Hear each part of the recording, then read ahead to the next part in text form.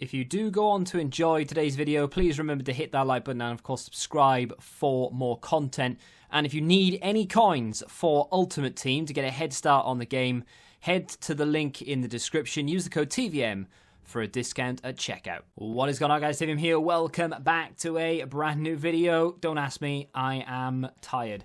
Mollet player review. 4-star, 4-star, medium-high work rate, short and lean body type. Of course, he's only 5'7", so in this FIFA could potentially cause a few problems. Available through the objectives. Is it a milestone? Is it not? I don't know. Either way, what I do know is that it's there for a while, and it's the first of hopefully many cards that EA decide to drop, because this was a slog. There's an awful lot of things to tick off. There's an awful lot of things to do, to work towards. It's a casual game mode. You don't have to worry about your record. You don't have to worry about the stress of, oh, I've lost a game. Oh, God, now I've got to wait till it finishes because I don't want to rage quit. It doesn't matter. If you want to give your opponent the win, you feel free. You get some helping hands along the way. It's a fun game mode to be able to do it, and I hope that every single objective, including icon swaps, are in friendlies. Maybe the odd one in squad battles, and maybe, you know, the casual 12 wins in champs or whatever. But I hope a lot of them are their own dedicated and designated friendlies section, because it's a lot more fun. Sometimes, like you said, you do come up against people who have an understanding and want to give you goals, and you let them score, they let you score, that sort of thing. 86 rated, not a bad card actually. I mean, on the market, how much would he be if he was in inform? He's been boosted by 10 pace, 9 shooting, 7 passing, 9 physical, 5 defending, and 7 dribbling. It's a big boost. I mean, in terms of an inform, that is 82, 84. That's 3 inform boosts.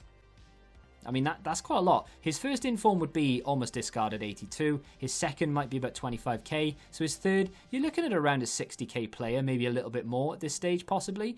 For those of you who, I know I'm talking to a very small number of people here, but if you have maybe Mbappe and you need a link, good option. Ben Yedder, of course, slightly cheaper version of Mbappe. You could give a link to him as well. I was interested in this straight away because he does link to my team, right? And he will help me out in terms of like links. And then when I was looking at the card, I was thinking, right, well, he's got great long shots. His passing is very good and very crisp. He's got the stamina that I needed. His balance and his agility will be very good. His ball control, dribbling, and nice. And they are. And in game, we'll see it in a second. Very nice on the ball itself. First touch in particular is very nice. He performs because he has 4-star skills. It's a shame he doesn't have 5-star, but beggars can't be choosers. He has very nice ball control, and you're able to dribble past people, do skill moves, give a little sort of 1-2. He's not the slowest player in the world, which is nice. The problem with the card straight away, and you can tell it, I mean, there's 3 things, right? And I did mention it when I looked at it yesterday in when it first came out.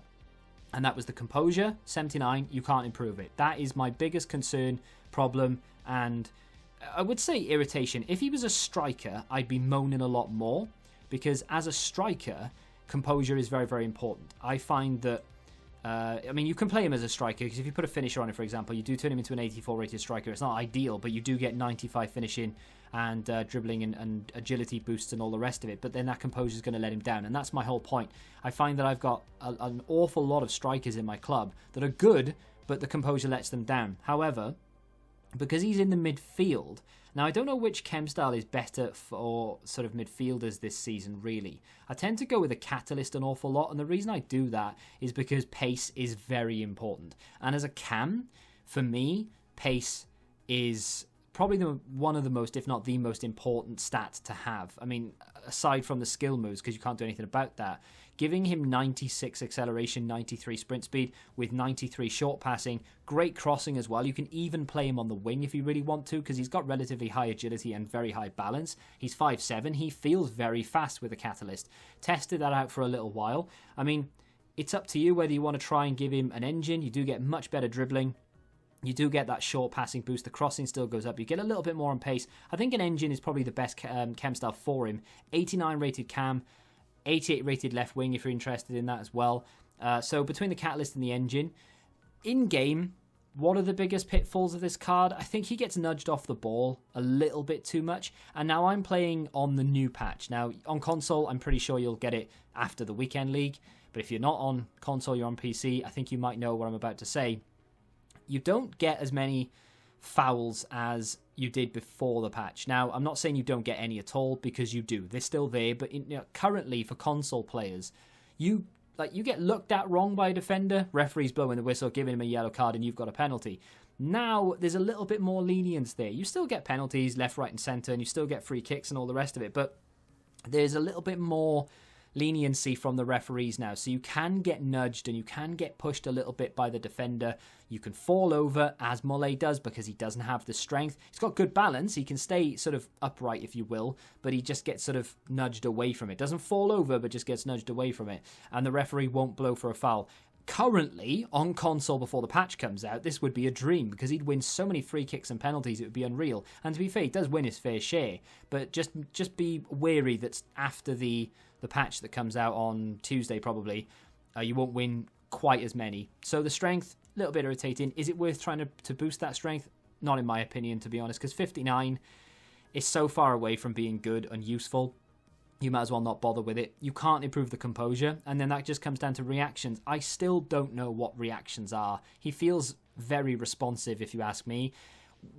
The word reaction to me is how he reacts to me pressing buttons, I guess, but then that could be input delay. I just don't know what reactions really means. I don't think anybody does, and EA haven't clarified it, and they don't say it in game anywhere. They won't. If you ask them, they'll ignore you. So I don't know what to say about reactions. I didn't really see that there was a problem with it.